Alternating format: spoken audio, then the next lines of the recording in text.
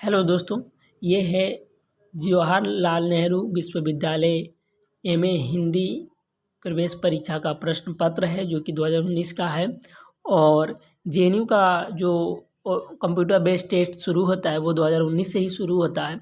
2020 का भी question paper इस चैनल पर आपको प्लेलिस्ट में आपको मिल जाएगा, तो आप लोग उसे भी देख लीजिए। और ये 2019 का है, तो आइए देखते हैं। पहला प्रश्न है, परम अभिव्यक्ति लगातार घूमती है जग में, पता नहीं जाने कहाँ वह है। तो इसका जो आंसर होगा वो होगा मुक्ति बोध। ऑप्शन बी इसका आंसर हो जाएगा। ठीक है। प्रश्न 2 है, समझदारी आने पर यौवन चला जाता है, यह वाक्य जयशंकर प्रसाद के किस नाटक का है। देखिए, ये जो वाक्य है ना, ये ऑप्शन ए चंद्रगुप्त नाटक का ये पंक्तियां हैं जयशंकर प्रसाद की। प्रश्न 3 है, हिंदी साहित्य के पहले रिपोर्टाज लेखक हैं। तो पहले रिपोर्टाज हैं शिवदान सिंह चौहान। ऑप्शन ए हो जाएगा इसका। प्रश्न 4 है, सन 2018 में विश्व हिंदी सम्मेलन का आयोजन किस देश में हुआ था। तो देखिए, ये मॉरिशस में हुआ था। ऑप्शन सी होगा। प्रश्न 5 देखते हैं, ज्ञानपीठ पुरस्कार से पुरस्कृत कवि हैं। तो देखिए, ये हैं केदारनाथ सिंह। ठीक है, इनको 2013 में संपूर्ण साहित्य रचना के लिए ज्ञानपीठ पुरस्कार दिया गया था, इस बात को याद रखें। उसके बाद जो है सिंगल जो एक ही रचना के लिए दिया जाने लगा था, नहीं, शुरू में किसी एक रचना के लिए दिया जाता था। ठीक है, उसके 2009 तक। उसके बाद से जो है संपूर्ण साहित्य में योगदान के लिए ये ज्ञानपीठ पुरस्कार दिया जाने लगा। और केदारनाथ सिंह की अन्य जो रचना है वो है यहाँ से देखो, अकाल में सारस, बाग, जमीन पक रही है, उत्तर कबीर। और इसमें बता दूं, अकाल में सारस ये भी महत्वपूर्ण है, जमीन पक रही है ये भी है कविता संग्रह, और उत्तर कबीर इनकी ही रचना है, ये पूछा गया है, तो इसे याद रखें। प्रश्न 6 है, आलोचक और आलोचना पुस्तक के लेखक हैं। तो देखिए, ये बच्चन सिंह है। ठीक है ना, आलोचक और आलोचना के। और नामवर सिंह की इसमें एक आता है छायावाद, तो ये उनका महत्वपूर्ण है जो कि पूछा जाता है, छायावाद नामवर सिंह का। और बच्चन सिंह का ये आलोचक और आलोचना पुस्तक है। ओके। प्रश्न 7 देखते हैं, संदेश रासक के रचयिता हैं। तो देखिए, अब्दुल रहमान संदेश रासक के रचयिता हैं, और ये भी आदिकालीन अपभ्रंश साहित्य ही माना जाता है संदेश रासक। ठीक है, इसकी रचना जो है 12वीं शताब्दी के उत्तरार्ध में हुई थी, और ये एक विरह काव्य है। ठीक है। प्रश्न 8 है, रामचंद्र शुक्ल के अनुसार हिंदी का पहला महाकाव्य है। तो देखिए, शुक्ल जी ने प्रथम महाकाव्य पृथ्वीराज रासो माना है, और इसी के आधार पर चंद्रबरदाई को प्रथम महाकाव्य का रचयिता भी माना है। ठीक है, चंद्रबरदाई को। प्रश्न 9 देखते हैं, विभाव अनुभाव व्यभिचारी भाव संयोग तरस निष्पत्ति, ये सूत्र किस आचार्य ने दिया। तो देखिए, ये भरत मुनि का है, और ये कई बार पूछा गया है पिछले वर्षों में, तो इसे याद रखें। प्रश्न 10 है, मेरे हारी हालिर की लकड़ी किस कवि की पंक्ति है। तो देखिए, ये सूरदास की पंक्ति है। प्रश्न 11 देखते हैं, हालावाद का संबंध किस कवि से है। तो देखिए, हालावाद का संबंध, ये जो विकल्प दिया इनमें से तो हरिवंश राय बच्चन है, और हरिवंश राय बच्चन को हालावाद का प्रवर्तक माना जाता है। हालावाद का समय 1933 से 1936 तक का है, और हरिवंश राय बच्चन ने जो इनकी रचना है मधुशाला, तो ये पूछा जाता है कि ये किससे प्रभावित था, माने किनकी रचनाओं से ये प्रभावित होकर हरिवंश राय बच्चन ने मधुशाला लिखी। तो उनका नाम है उमर खयाम। उमर खयाम की रुबाइयों के अनुवाद से हरिवंश राय बच्चन ने हिंदी जगत को आध्यात्मिक मदिरा की मस्ती से परिचय कराया था। ठीक है ना, अर्थात मधुशाला जो है इनकी जो लोकप्रिय रचना है वो उनकी देन है, उन्हीं से प्रभावित है ये उमर खयाम से। ये प्रश्न भी पूछा जा चुका है, तो इसे आप याद रखें। प्रश्न 12 है, आचार्य रामचंद्र शुक्ल ने हिंदी साहित्य के आदिकाल को क्या नाम दिया है। तो आदि देखिए वीरगाथा काल कहा था। ठीक है, प्रश्न 13 है, पहला गिरमटिया उपन्यास में किसके जीवन की घटनाओं का वर्णन है? तो ये महात्मा गांधी के जीवन की घटनाओं का इसमें वर्णन है, ऑप्शन डी होगा। प्रश्न 14 है, कालिदास के जीवन की घटना पर आधारित नाटक है, तो आषाढ़ का एक दिन। और देखिए इसमें जो है एक मल्लिका है जो स्त्री नायिका पात्र है, और इसमें जो खल पात्र है, जो खलनायक है, वो विलोम नाम का व्यक्ति है। तो ये भी प्रश्न पूछा जाता है, तो इस पात्र को याद रखें। विलोम पात्र जो है आषाढ़ का एक दिन में आता है, जो खल पात्र है। प्रश्न 15, आचार्य रामचंद्र शुक्ल ने किस कवि को कठिन काव्य का प्रेत कहा है? तो देखिए केशव दास को कहा था। प्रश्न 16, नाटक नामक निबंध के लेखक हैं? तो देखिए नाटक नामक निबंध रचना भारतेंदु हरिश्चंद्र जी का है। ठीक है, इनमें इस निबंध में इन्होंने बताया है कि निबंध किस प्रकार लिखी जानी चाहिए। ठीक है ना, इसमें निबंध नाटक से संबंधित, शिल्पकला से संबंधित भारतेंदु जी ने अपने मौलिक विचार प्रकट किए हैं इस निबंध में।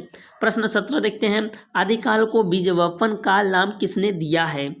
तो महावीर प्रसाद द्विवेदी ने इसे बीजवपन काल नाम दिया था।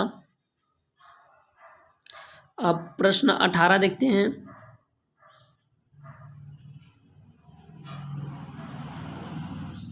प्रश्न 18, विजयपाल रासो के रचनाकार हैं?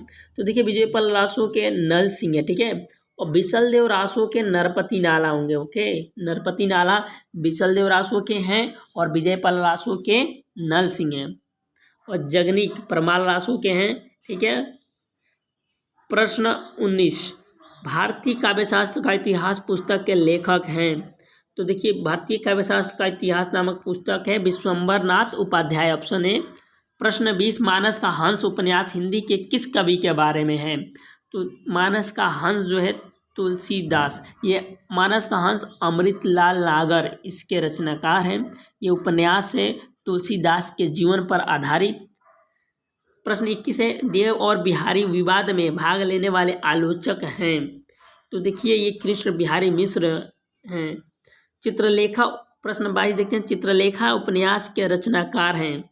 तो देखिए चित्रलेखा के जो हैं भगवती चरण वर्मा जी हैं, और इस उपन्यास पर एक प्रसिद्ध फिल्म भी बनी हुई है चित्रलेखा नाम से ही, तो आप लोग देख सकते हैं, यूट्यूब पर मिल जाएगा। प्रश्न 23 से, किन्नर जीवन पर आधारित चित्रा मुदगल की रचना है? तो ये है पोस्ट बॉक्स नंबर 203 नाला सोपाड़ा। ठीक है ना। प्रश्न 24 है, बाण भट्ट की आत्मकथा उपन्यास के लेखक हैं? तो हजारी प्रसाद द्विवेदी हैं। इनकी अन्य रचनाएं हैं पुनर्नवा है। ठीक है, और बाण भट्ट की आत्मकथा पुनर्नवा भी पूछा जाता है, इसे भी याद रखें आप लोग। प्रश्न 24 का ऑप्शन बी है। ठीक है, प्रश्न 25 देखते हैं।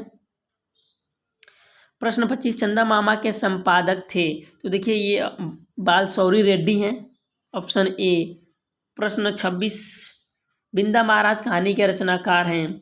तो बिंदा महाराज कहानी के जो रचनाकार होंगे, प्रश्न 26 का ऑप्शन हो जाएगा सी। ठीक है, शिव प्रसाद सिंह है। प्रश्न 27 से, दलित आत्मकथा के रूप में प्रसिद्ध रचना है? तो देखिए जो मुर्दहिया है ये भी दलित आत्मकथा है, और ये किसकी है? तो ये तुलसीराम की आत्मकथा है। ठीक है ना। प्रश्न 27 का ऑप्शन ए, तुलसीराम के आत्मकथा है मुर्दहिया। प्रश्न 28, और प्रश्न 28, जॉर्ज ग्रियर्सन ने इसे हिंदी की पहली व्याकरण पुस्तक माना है? तो देखिए जॉर्ज ग्रियर्सन ने हिंदुस्तानी ग्रामर को हिंदी का पहली पुस्तक माना था। ठीक है,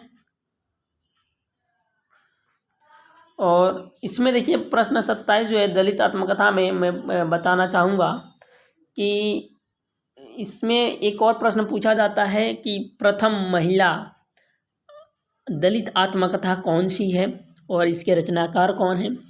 तो देखिए ये वो कौशल्या बैसंत्री हैं। ठीक है, कौशल्या बैसंत्री ऐसे लिखा जाएगा, ये चीज़ है बैसंत्री, कौशल्या बैसंत्री ये हैं। ठीक है ना, ये बैसंत्री। तो ये जो है दोहरा अभिशाप, इनकी आत्मकथा है, जो कि प्रथम दलित महिला आत्मकथा। ये आप लोग याद रखें, पहली महिला आत्मकथा नहीं कहा जा रहा है, पहली दलित महिला आत्मकथा कहा जा रहा है।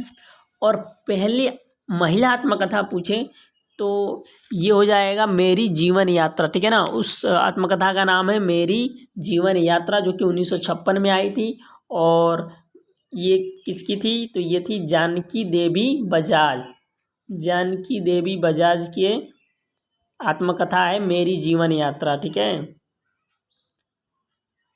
स्कूटर वाला बजाज, तो ऐसे करके आप लोग याद रखिए। तो ये इससे संबंधित महत्वपूर्ण बातें थी जो मैंने बताई आप लोगों को। Question number 27। अब क्वेश्चन नंबर 28 हम लोग देखते हैं, इसमें बता ही दिया। प्रश्न 29 देखते हैं, यामाकृति के लिए महादेवी वर्मा को कौन सा पुरस्कार प्राप्त हुआ था। तो देखिए, यामा के लिए ज्ञानपीठ पुरस्कार दिया गया था महादेवी वर्मा को। और यामा जो है, इनकी जो कविताएं थी, नीरजा, निहार, रश्मि, इन तीनों को इसमें शामिल किया गया है और मिलाकर इसका संकलन करके यामा बनाया गया था पुस्तक, और इस पर इनको ज्ञानपीठ पुरस्कार मिला। प्रश्न 30 देखते हैं। प्रश्न 30 है, मैला आंचल को किस तरह का उपन्यास कहा जाता है। तो देखिए, मैला आंचल फरीश्वरनाथ रेणु का है, जो कि एक आंचलिक उपन्यास है। प्रश्न 31, दलित साहित्य का सौंदर्य शास्त्र पुस्तक के लेखक हैं। तो देखिए, दलित साहित्य सौंदर्य ये ओम प्रकाश वाल्मीकि हैं, ठीक है ना। तो दलित से संबंधित इनकी कई कहानियाँ हैं, रचनाएं, बहुत सी रचनाएं हैं। तो ये याद रखें। जूठन भी इनकी आत्मकथा है ओम प्रकाश वाल्मीकि की, ये भी पूछा जाता है। प्रश्न 32 देखते हैं, हिंदी में सूफी काव्य परंपरा के पहले कवि हैं। तो देखिए, हिंदी में सूफी काव्य परंपरा के पहले कवि पूछा है तो ये होगा मुल्ला दाऊद, ठीक है।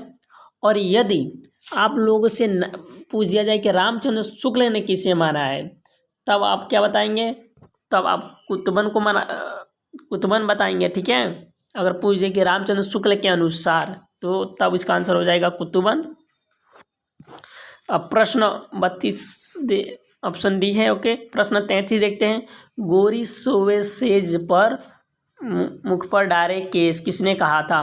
तो देखिए, ये जो है पंक्तियाँ अमीर खुसरो की है। इन्होंने अपने गुरु निजामुद्दीन चिश्ती के लिए उनके मृत्यु पर कहा था ये पंक्तियाँ। प्रश्न 34 है, गंगा प्रसाद बिमल का संबंध कहानी के किस आंदोलन से है। तो देखिए, गंगा प्रसाद बिमल जो है नई कहानी के प्रवर्तक, ये मतलब इसके प्रवर्तक हैं। कहानी आंदोलन के, सॉरी ये कहानी है, ऑप्शन सी, कहानी के ये प्रवर्तक हैं गंगा प्रसाद बिमल। और 1960 के समय में ये इसके प्रवर्तक हुए। प्रश्न 35 है, चंद्रधर शर्मा गुलेरी का प्रसिद्ध निबंध है। तो चंद्रधर शर्मा गुलेरी का निबंध पूछा है यहाँ पे, ठीक है ना। कछुआ धर्म है। और कहानी पूछे तो उसने कहा था। अब प्रश्न हम लोग 36 देखते हैं, नागरिक प्रचारिणी सभा की स्थापना का वर्ष है। तो देखिए, 1893 ईस्वी में इसकी स्थापना हुई थी, ठीक है। और नागरिक प्रचारिणी सभा जो लखनऊ में इसका प्रथम अधिवेशन हुआ, या तो उसके अध्यक्ष कौन थे, तो ये हो जाएंगे प्रेमचंद जी, ठीक है ना। प्रेमचंद जी को उस समय इनका अध्यक्ष बनाया गया था, प्रथम सभापति थे वो इस सभा के। मीराबाई की रचनाओं की भाषा है। तो प्रश्न 37 का हो जाएगा आपका राजस्थानी और मिश्रित भाषा, ठीक है। ऑप्शन ए राजस्थानी मिश्रित ब्रज भाषा है। और भाव पूछे तो माधुर्य भाव हो जाएगा। प्रश्न 38 है, हिंदी व्याकरण नामक पुस्तक के लेखक हैं। तो देखिए, ये पहली पुस्तक माना जाता है हिंदी व्याकरण, जो कि कामता प्रसाद गुरु का है। हिंदी व्याकरण नाम से सबसे पहले कामता प्रसाद गुरु ने लिखा इस पुस्तक को। प्रश्न 39 देखते हैं, हिंदी में भ्रमर गीत काव्य परंपरा के प्रवर्तक हैं। तो ये हैं सूरदास जी, ठीक है, भ्रमर गीत काव्य परंपरा के प्रवर्तक, जो कि ये कृष्ण भक्त थे, ठीक है। प्रश्न 40 देखते हैं, आकाशदीप कहानी के लेखक हैं। तो आकाशदीप कहानी के जो लेखक हैं वो हैं जयशंकर प्रसाद। और आकाशदीप इनकी देखिए 5 कहानी संग्रह हैं, उन पाँचों के नाम आप लोग को याद रखना चाहिए। और मैं बता दूं कि उनकी है, एक है छाया, ठीक है ना, छाया है, प्रतिध्वनि है, ठीक है, प्रतिध्वनि, और एक ये हो गया आकाशदीप, ठीक है, आकाशदीप 3 हो गए, छाया, प्रतिध्वनि, आकाशदीप, और एक है आंधी, आंधी है, ठीक है,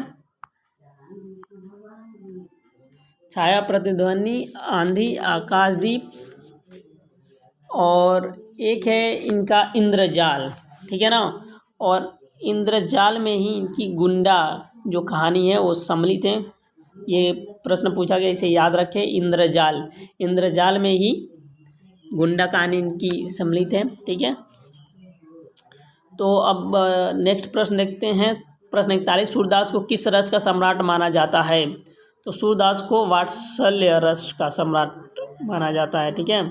प्रश्न 42 है, उसने कहा था कहानी का प्रकाशन वर्ष, तो ये है 1915, ठीक है, प्रथम विश्व युद्ध जब शुरू हुआ था उसके बाद की कहानी है ये। दोस्तों प्रश्न 42 है, अब हम लोग प्रश्न 43 देखते हैं। गाली छोटी शराब किस विधा की रचना है? तो देखिए गाली छोटी शराब जो है ये आपकी संस्मरण है, ठीक है ना। प्रश्न 43 का ऑप्शन बी होगा, संस्मरण है। प्रश्न 44 देखते हैं।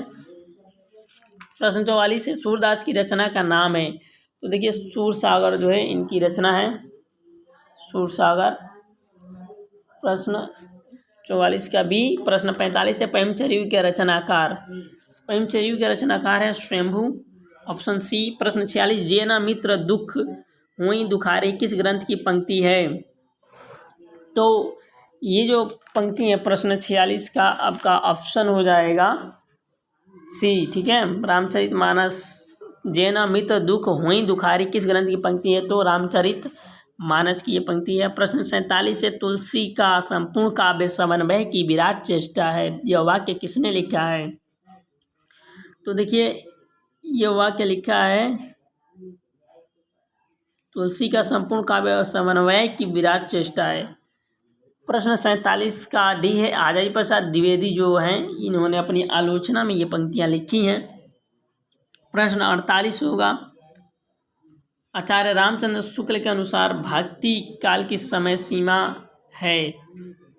तो देखिए भक्ति काल का जो समय सीमा इन्होंने माना है वो संवत 1375 से 1700 माना है। ये संवत आप लोग याद रखें, और ईस्वी में ऑप्शन दिया होगा तो आपको इसे कन्वर्ट करना होगा। आपको मालूम ही होगा कि संवत से ईस्वी में कन्वर्ट करते समय हम लोग संवत में से 57 वर्ष को घटा देते हैं, ठीक है ना। तो जैसे कि 1375 है तो माइनस कर देंगे हम 57, तो जो यहाँ पर आएगा, ठीक है ना, वो ईस्वी में होगा, ओके। तो ये आपको करना है ऐसे। प्रश्न 49 है, कबीर की संपूर्ण रचनाओं का संग्रह है? तो देखिए कबीर की संपूर्ण रचनाओं की जो संग्रह है वो है बीजक। जुकाम हो गया है थोड़ा हमको, इसलिए प्रॉब्लम हो रहा है। तो देखिए ये हो गया ऑप्शन डी बीजक, ओके। प्रश्न 50 है, रामचरितमानस के कांडों की संख्या है 7, ओके। प्रश्न, और इसमें बता दूं प्रश्न 49 में ये बीजक जो है इनके धर्मदास जो इनके साथ रहते थे उन्होंने ही इनके शिष्य समझ लीजिए या उनके साथ ही रहते थे, तो वे धर्मदास जी इन्होंने उसका संकलन किया था। प्रश्न 51 है, तुलसीदास के समकालीन थे? तो तुलसी जी के समकालीन होंगे ये अब्दुल रहीम खाना। प्रश्न 51 का बी होगा, ठीक है। प्रश्न 52 है, रीति मुक्त या स्वच्छंद धारा के प्रमुख कवि हैं? तो प्रश्न 52 का ऑप्शन सी है, ठीक है, रीति मुक्त या स्वच्छंद धारा के प्रमुख कवि ज्ञानानंद को माना जाता है, ठीक है। प्रश्न 53 है, ए हिस्ट्री ऑफ हिंदी लिटरेचर के लेखक कौन हैं? तो ए हिस्ट्री ऑफ हिंदी लिटरेचर के लेखक जो हैं FIK हैं। प्रश्न 54 देखते हैं, देसिल बैना सब जन मिटा किसने कहा? तो देखिए ये विद्यापति की पंक्तियां हैं, ठीक है। प्रश्न 55 है, भारतेश्वर बाहुबली रास किसकी रचना है? तो ये है शालिभद्र सूरी की रचना है, ठीक है, भारतेश्वर बाहुबली रचना। और मैं बता दूं कि इसमें 2 व्यक्ति हैं, एक भारतेश्वर है और एक बाहुबली। इन दोनों के ऊपर ही ये उन दोनों का चरित्र का इसमें वर्णन किया गया है भारतेश्वर बाहुबली में। और मुनि जिन विजय ने इसे जैन धर्म की रास परंपरा का पहला ग्रंथ माना है। तो इस पंक्ति को, इस लाइन को आप याद रखें कि मुनि जिन विजय ने इसे भारतेश्वर बाहुबली रास को जैन धर्म की रास परंपरा का पहला ग्रंथ माना है, ठीक है। और ये छंदों में है, 205 छंदों का ये एक क्या है? खंड काव्य है। तो ये याद रखें कि ये एक खंड काव्य है। प्रश्न 56 देखते हैं, छंदों का सम्राट किसे कहा गया है? तो देखिए छंदों का जो सम्राट है वो चंद्रबरदाई को माना गया है। चंद्रबरदाई की जो रचना है पृथ्वीराज रासो, इसमें काफ़ी जो छंद हैं जो काफ़ी तेज़ी से इसमें छंद अलग अलग बहुत बदलते हैं, कई तरह के छंद हैं। ऐसा माना जाता है कि 60 प्रकार के इसमें छंदों का जिक्र है, 60 से भी ज़्यादा। तो इसलिए उसी आधार पर इनको छंदों का सम्राट कहा गया। प्रश्न 57 है, परमाल रासों को आला खंड के रूप में किसने प्रकाशित किया? तो परमाल रासों को आला खंड के रूप में प्रकाशन जो है वो चार्ल्स इलियट ने किया था। प्रश्न 58 है, कौन सी रचना पुष्पदंत की नहीं है? तो देखिए पैमचरियु जो रचना है ना, ये स्वयंभू की रचना है और बाकी महापुराण जैसा हरचरियु नागचरियु ये पुष्पदंत की है। प्रश्न 59 देखते हैं, सिद्धों की कौन सी विशेषता नहीं है? तो देखिए जो सिद्ध है ना वो ईश्वरवादी नहीं थे, ठीक है। वो और ये महासुखवाद का प्रवर्तक तो उन्होंने किया, गृहस्थ जीवन पर भी वो बल देते थे, ठीक है। और निरीश्वरवादी थे, ठीक है। तो इसका अपोजिट है निरीश्वरवादी। तो जब ये होगा तो फिर या तो ये होगा या ये होगा। तो ये थे, वे निरीश्वरवादी थे, तो क्या होगा? ईश्वरवादी ऑप्शन हो जाएगा, ठीक है, ऑप्शन बी। अब प्रश्न हम लोग देखते हैं 60, आचार्य हजारी प्रसाद द्विवेदी ने प्रेमाख्यान परंपरा की प्रथम कृति किसने माना? देखिए ये अभी पीछे पूछा गया था ना कि प्रेमाख्यान परंपरा की प्रथम कृति, लेकिन उसमें नाम नहीं दिया गया था, तो वहाँ मुल्ला दाऊद था। लेकिन यहाँ पे पूछा गया है हजारी प्रसाद द्विवेदी के अकॉर्डिंग आपको बताना है, तो ये हो जाएगा सत्यवती कथा, ऑप्शन बी। और ठीक है, और रामचंद्र शुक्ल का पूछें तो मृगावती। दोस्तों मैं बता दूं वहाँ पे ऑप्शन में कुतवन था, तो वो कुतवन नहीं होगा। रामचंद्र शुक्ल के अकॉर्डिंग पूछें तो ये मृगावती ऑप्शन हो जाएगा, ठीक है। मंजन की रचना है। प्रश्न मृगावती जो है कुतवन की, हाँ वहाँ नाम दिया हुआ था, तो मृगावती जो है कुतवन की रचना है, ठीक है ना। प्रश्न 61 देखते हैं, रसिक संप्रदाय का प्रवर्तक किसे माना जाता है? तो देखिए रसिक संप्रदाय का जो प्रवर्तक है अग्रदास को माना जाता है, ठीक है। ये भक्ति काल के और प्रमुख कवि हैं। प्रश्न 62 है, निम्न में से कौन सी रचना दादू दयाल की नहीं है? तो दादू दयाल की इनमें से कौन सी रचना नहीं है आपको ये बताना है। तो प्रश्न 62 का ऑप्शन डी होगा, ज्ञानबोध जो है दादू दयाल की रचना नहीं है। और ये जो रचना है मैं बता दूं, ज्ञानबोध ये मलुक दास की रचना है। और दादू दयाल की जो रचनाएं हैं वो रचनाओं का जो संकलन आप कह सकते हैं वो अंगबधू में संकलित है, ठीक है। और ज्ञानबोध जो है मलुक दास की रचना है। प्रश्न 63 देखते हैं, प्रभु जी तुम चंदन हम पानी किसकी काव्य पंक्ति है? तो देखिए ये रैदास की काव्य पंक्ति है, बहुत अच्छी कविता है, इसे आप लोग पढ़ सकते हैं, बहुत अच्छा लगता है। संत रविदास का ही शॉर्टकट में हम लोग रैदास बोलते हैं। प्रश्न 64 है, निम्नलिखित में से कौन सही सुमेलित नहीं है? तो देखिए इसमें ना सब सम्मिलित है। ऑप्शन जो डी है शेख नबी, ये नवद्वीप जो है, नवद्वीप नाम की कोई रचना नहीं होती है, ठीक है, नहीं है अभी तक। और शेख नबी की जो प्रसिद्ध रचना का नाम है वो है ज्ञानदीप। ओके, नवदीप नहीं, ज्ञानदीप। तो देखिए ये भ्रम, आपको भ्रम में डालने के लिए ऐसा प्रश्न पूछा गया है आपसे। और बाकी ये जो कुतुबन मृगावती की रचना है, इनकी रचना है मंझन का मधुमालती, नंददास का रूपमंजरी। ठीक है, तीनों सही है। प्रश्न 65 देखते हैं, अनुराग बांसुरी किसकी रचना है? तो अनुराग बांसुरी नूर मोहम्मद की रचना है। प्रश्न 66 देखते हैं, रतन हजारा किसकी रचना है?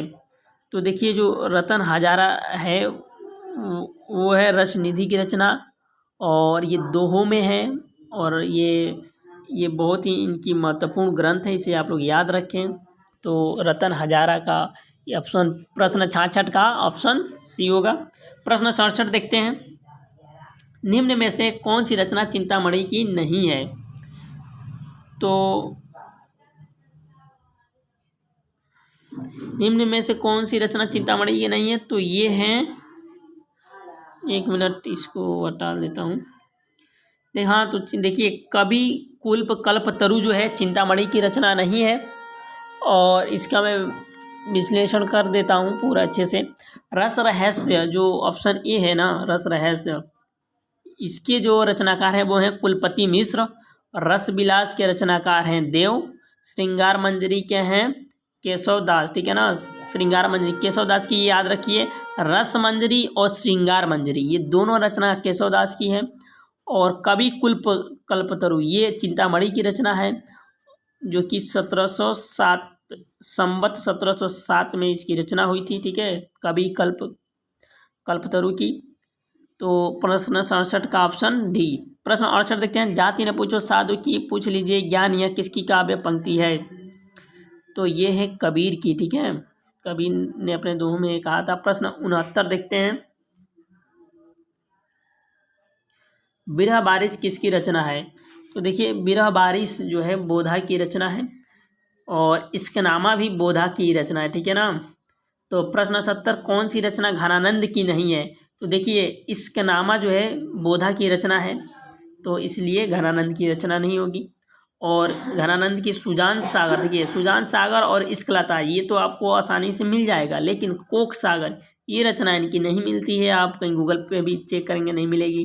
तो कोक सागर जो है घनानंद की रचना है, ये आप लोग याद रखें। प्रश्न 71 है, कौन सी रचना मतीराम की नहीं है? तो मतीराम की देखिए रसराज भी है, ललित लालाम भी है, रस प्रबोध ये इनकी रचना नहीं है। ठीक है ना, ऑप्शन सी। मृत कौमुदी भी मतीराम की रचना है। तो रस प्रबोध प्रश्न इनकी रचना नहीं है, तो फिर किसकी है? तो ये प्रश्न, ये देखिए रस प्रबोध रसलीन की रचना है। तो रस प्रबोध रसलीन की रचना है, और अंग दर्पण और रस प्रबोध ये दोनों ही इनकी प्रसिद्ध रचना है रसलीन की। ठीक है, और जो अंग दर्पण है उसमें एक पंक्ति पूछी जाती है कि अमी हलाहल मद भरे, तो ये वाली पंक्ति भी किसकी है? रसलीन की है, जो कि अंग दर्पण में है। प्रश्न 72, अति सूदो स्नेह को मारक है जहाँ नेक सियाना बांक नहीं, यह किसकी काव्य पंक्ति है? तो देखिए ये घनानंद की है, ये आप लोगों ने BA फाइनल ईयर में भी पढ़ी होगी, हमारे सिलेबस में थी ये। प्रश्न 73 है, सही विकल्प को चुनिए। तो देखिए नई कविता के प्रतिमान जो हैं ए ऑप्शन, ये नामवर सिंह नहीं होंगे, ये होंगे लक्ष्मीकांत वर्मा। ठीक है ना, इसके होंगे लक्ष्मीकांत वर्मा। और ऑप्शन बी नए प्रतिमान पुराने निष्कर्ष, ये सही है, ऑप्शन बी भी सही है। और कविता से साक्षात्कार अशोक वाजपेयी। ठीक है, तो ये गलत हैं, ये अशोक वाजपेयी नहीं है। इसके हो जाएंगे मल्लयज। ठीक है ना, मल्लयज। देखिए ये डिटेल में जानना आपको ज़रूरी है, क्योंकि मैं अभी बता रहा हूँ इस प्रश्न में कुछ गड़बड़ी है। इसमें सही विकल्प 2 हैं, ऑप्शन बी भी सही है। ठीक है ना, ऑप्शन बी सही है और ऑप्शन डी भी सही है। नई कविता का आत्मसंघर्ष मुक्ति बोध का है, और ऑप्शन बी नए प्रतिमान पुराने निष्कर्ष लक्ष्मीकांत वर्मा जी का है। तो देखिए ये JNU की ये प्रश्न पत्र में ये गड़बड़ी हुई थी 2019 में, तो इसे आप लोग समझ लें, इसे डिटेल में जान लें। और प्रश्न सी कविता से साक्षात्कार या अशोक वाजपेयी का नहीं है, किसका है? मल्लयज का है। ठीक है, क्लियर। प्रश्न 74 देखते हैं। भगवती चरण वर्मा का उपन्यास नहीं है। तो देखिए भगवती चरण वर्मा का जो है ये नहीं है। चित्रलेखा भी है, भूले बिसरे चित्रे भी है, और इस पर इनको साहित्य अकादमी पुरस्कार मिला था। ठीक है, टेढ़े मेढ़े रास्ते भी इनका उपन्यास है। और प्रश्न बी, इसका 74 का बी ऑप्शन होगा। ठीक है ना, सही। वैशाली की नगरवधु। और वैशाली की नगरवधु के रचनाकार कौन है? तो देखिए आचार्य चतुर्सेन शास्त्री हैं। ठीक है ना, चतुर्सेन शास्त्री हैं। ठीक है। प्रश्न 75 कौन सी कृति फरेश्वरनाथ रेणु की है? तो देखिए ये है जुलूस। अब प्रश्न 76 देखते हैं, कौन सा सही विकल्प नहीं है? इसमें आपको इसका भी कर देते हैं डिटेलिंग। प्रश्न देखिए, परख जो है जैनेन्द्र की रचना है, दिव्या यशपाल की रचना है, रग दरबारी किसका है? श्रीलाल शुक्ल का। तो जुलूस जो है वो है फरेश्वरनाथ रेणु का। प्रश्न 76 कौन सा सही विकल्प नहीं है? तो देखिए रुकोगी नहीं राधिका, ये भी सही है, उषा प्रेमदा की रचना है। यारों के यार कृष्णा सोबती का है।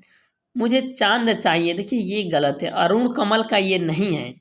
मुझे चांद चाहिए ये सुरेंद्र वर्मा का उपन्यास है। किसका है? सुरेंद्र वर्मा का उपन्यास है।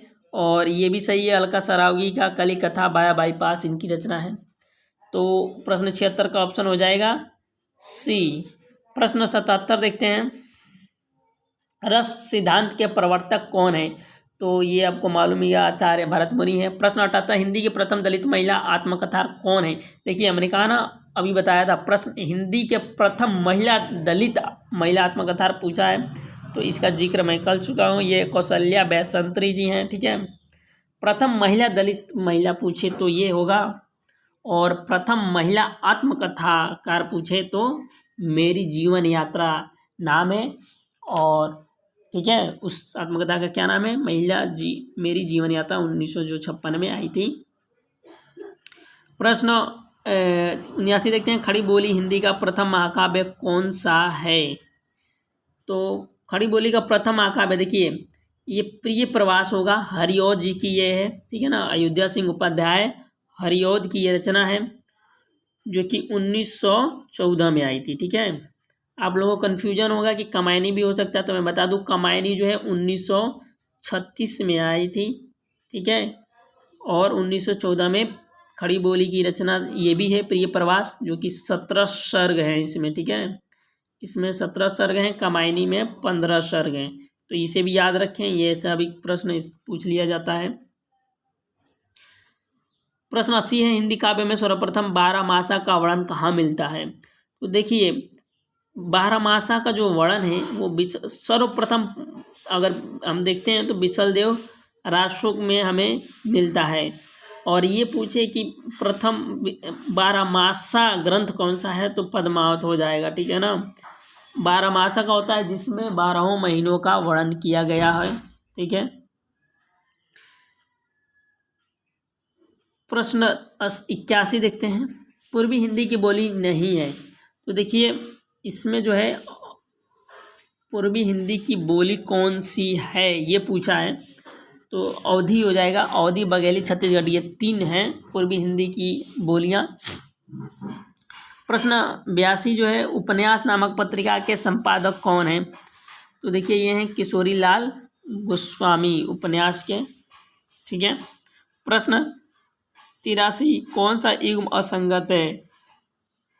तो देखिए समन्वय निराला ठीक है, करमवीर, मखनलाल चतुर्वेदी ठीक है, मतवाला। देखिए ऑप्शन सी जो है ये होगा इसका सही आंसर। ये असंगत है, मतवाला के जो हैं जयशंकर प्रसाद जी नहीं हैं, ये निराला जी हैं इसके, जो कि कलकत्ता से ये संपादित हुआ था ये पत्रिका मतवाला, और इसके संपादक हैं कौन? निराला। ठीक है ना, तो ये दूसरे हैं, ये याद रखिएगा, पहले कोई और था, दूसरे जो हैं निराला इनके प्रसिद्ध संपादक हैं। प्रश्न 84 देखते हैं, किस पत्रिका का संपादन भारतेंदु ने नहीं किया है? तो इसका देखिए बालबोधिनी का भी किया है इन्होंने, ठीक है। ऑप्शन ए इनका भी किया है, हरचंद मैगजीन का भी किया है, कवि बचन सुधा किया। भारतेंदु नाम की जो पत्रिका है इसकी रचना खुद भारतेंदु ने नहीं किया है, ठीक है। तो इस प्रश्न का पूछने का मतलब इसका यही है कि आपको ये पता होना चाहिए कि भारतेंदु की कौन कौन सी पत्रिकाएं हैं जो इन्होंने संपादित किया है। अगर ये आपको पता है तो ये पता आप इसको एलिमिनेट करके आंसर सही निकाल सकते हैं, क्योंकि भारतेंदु पत्रिका आप लोगों को बहुत मुश्किल से मिलेगी, इसके संपादक नहीं मिलेंगे आपको। मैंने ढूंढा, मुझे नहीं मिला, आप लोग कोशिश कीजिएगा। तो प्रश्न 84 का जो है ऑप्शन सी होगा, भारतेंदु। प्रश्न 85 देखते हैं, हिंदी का पहला समाचार पत्र कौन सा है? तो हिंदी का बंगाल गजट जो है समाचार, और देखिए ये भारत का है, ठीक है। हिंदी का समाचार पत्र उदंत मार्तंड है, ठीक है। 30 मई, ये याद रखें क्योंकि इस पर भी प्रश्न पूछा जाता है। 30 मई 1826 को इसका प्रकाशन हुआ था। जुगुल किशोर इसके संपादक थे, ठीक है। जुगुल किशोर, ये ल है, जुगुल किशोर इसके संपादक हैं। और जो बंगाल गजट है ना, ये अगर ये सब प्रश्न पूछे भारत का पहला समाचार पत्र तब ये बंगाल गजट होगा। हिंदी का पहला समाचार पूछे तो उदंत मार्तंड हो जाएगा। प्रश्न 86 देखते हैं, ऋण जल धन जल किस विधायक की रचना है? तो देखिए ऋण जल धन जल जो है रिपोर्टाज है, और ये किसका रिपोर्टाज है आप लोग कमेंट बॉक्स में बताइए। प्रश्न 87 है, नई कविता में मुक्तिबोध की स्थिति वही है जो छायावाद में निराला की थी, यह कथन किसका है? तो देखिए ये कथन नामवर सिंह का है, ठीक है। प्रश्न 88 है, केशव को कवि हृदय नहीं मिला था, उनमें वह सहृदयता और भावुकता न थी जो एक कवि में होनी चाहिए, इस पंक्ति के लेखक कौन है? तो देखिए हजारी, ये रामचंद्र शुक्ल हैं, ठीक है ना। केशव के बारे में रामचंद्र शुक्ल ने अपने इतिहास, हिंदी साहित्य के इतिहास नामक पुस्तक में इन्होंने ये कही हैं बातें, आप लोगों ने पढ़ी भी होगी। प्रश्न 89 है, आनंद कादम्बनी के संपादक कौन है? तो देखिए आनंद कादम्बनी बद्री नारायण चौधरी प्रेमघन है, ऑप्शन ए हो जाएगा।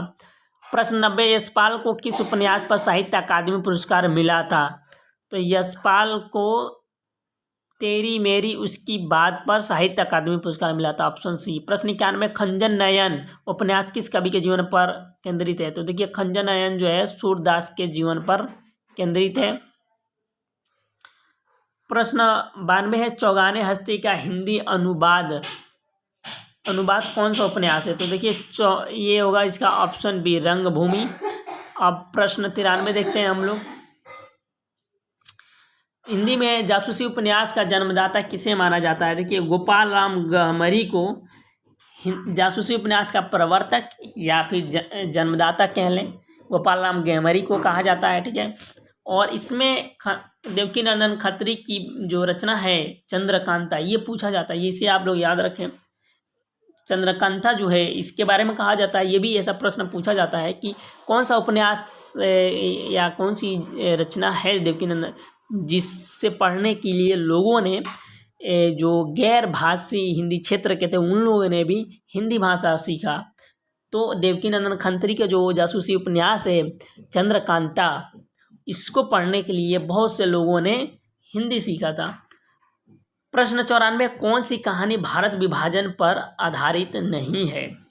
तो देखिए उषा प्रेमवदा की ये कहानी है वापसी, ये भारत विभाजन पर आधारित नहीं है। ये एक व्यक्ति जो कि अपने नौकरी से रिटायर होकर अपने घर को वापस आता है और उसमें उसे पता चलता है कि किस प्रकार से रिटायरमेंट के बाद से किस प्रकार से उसके सम्मान में परिवर्तन हो जाता है, उसका कोई वैल्यू परिवार में नहीं रह जाता है, उसे सब लोग हल्के में लेते हैं। तो इसी पर ये कहानी है। प्रश्न 95, कसाई बाड़ा के लेखक कौन है? तो कसाई बाड़ा का लेखक शिव मूर्ति हैं। प्रश्न 96 है, पहली नामक हिंदी फिल्म किस कहानी पर आधारित है? तो देखिए ये शाहरुख खान की ये फिल्म है पहली, जो कि 2005 में आई थी और दुविधा कहानी पर ये बेस्ड है। प्रश्न 97 है, शव यात्रा के लेखक कौन है? तो शव यात्रा के लेखक हैं ओम प्रकाश वाल्मीकि, ठीक है। प्रश्न 98, लहना सिंह किस कहानी का पात्र है? तो लहना सिंह जो है उसने कहा था का पात्र है, जो कि चंद्रधर शर्मा गुलेरी की ये कहानी है। प्रश्न 99, उग्र की रचनाओं को घासलेटी साहित्य किसने कहा था? तो देखिए, उग्र की रचनाओं का घासलेटी साहित्य, तो दोस्तों देखिए प्रश्न 99 है, उग्र की रचनाओं को घासलेटी साहित्य किसने कहा था? तो इसका जो ऑप्शन हो जाएगा वो हो जाएगा सी, बनारसी दास चतुर्वेदी ने कहा था। प्रश्न 100 है, दिनमान के संपादक कौन थे? तो इसका भी ऑप्शन सी, रघुवीर सहाय हैं दिनमान के संपादक, ठीक है, रघुवीर सहाय, उर्फ इनको फ्राक गोरखपुरी भी कहा जाता है। प्रश्न 100 का ऑप्शन सी हो गया। आप देखिए तो दोस्तों ये यहीं पे 100 प्रश्न जो है 2019 के कंप्लीट हो जाता है। तो इसकी आप लोग इसी प्रकार से, यही एक आदर्श तरीका होता है तैयारी करने का, ये ऑब्जेक्टिव प्रश्नों का। और पिछले वर्ष के प्रश्न पत्र जितने भी हैं दूसरे यूनिवर्सिटी के भी अगर आप भरे हैं फॉर्म, तो उसका भी इसी प्रकार से आप लोग पढ़ें। और हमारे चैनल पे दूसरे यूनिवर्सिटी का भी क्वेश्चन पेपर मिल जाएगा, जैसे कि दिल्ली यूनिवर्सिटी, BHU वगैरह का। तो इसी प्रकार से उसमें भी हमने एनालिसिस किया है, जहां आवश्यक लगा है तो आप हमारे चैनल पर वो वीडियोज़ देख सकते हैं। तो वीडियो देखने के लिए धन्यवाद। जय हिंद।